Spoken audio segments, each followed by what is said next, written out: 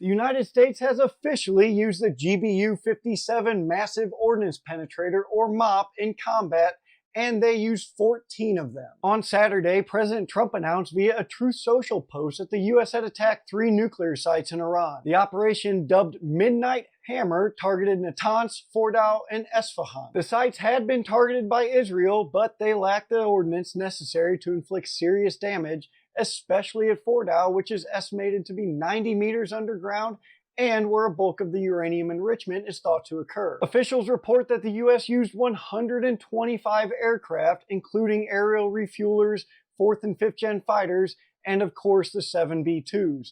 Those aircraft dropped 75 precision munitions. A submarine even took part, launching Tomahawk cruise missiles from an undisclosed location and hitting Esfahan. The most significant aspect of Midnight Hammer, at least in my opinion, and it can be yours too, is the use of B-2 bombers and the MOPs on Fordow and Natanz. They reportedly used 7 B-2s, each carrying 2 MOPs, which took off from Whiteman Air Force Base in Missouri and flew 36 hours non-stop thanks to those aerial refuelers. This would make it the most B-2s involved in an operational strike and the second longest flight of the Spirit, whose record is 44 hours long, going back to 2001 when they were used at targets in Afghanistan following the 9/11 terrorist attacks. So many B-2s had to be used because they're the only aircraft who can drop the MOP, a 30,000-pound bunker buster capable of penetrating an estimated 60 meters underground in the right conditions. Those conditions are challenging at Fordow because it's a mountain made up largely of sedimentary rock like limestone and dolomite. Satellite images of Fordow from Maxar show the before and after. Here's the before, where everything seems intact,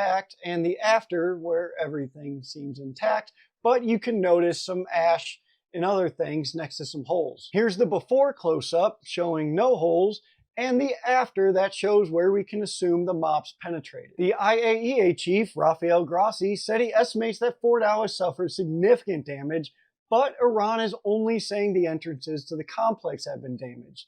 They also said that it was mostly empty at the time the bombs hit. Even if the bombs didn't reach the underground complex, they could still damage the sensitive centrifuges with the shock sent through the facility. Now that the U.S. has officially joined Israel in striking Iran, U.S. troops throughout the region are anticipating an Iranian response, which, as of recording this on Monday morning, has not occurred yet. Stay tuned for more on this, at least in the short video format and in stories on site at taskandpurpose.com, because we aren't sure if we'll cover this with a longer video, because everything just changes every few hours it seems, but one way or another we will stay on this story and provide updates to you.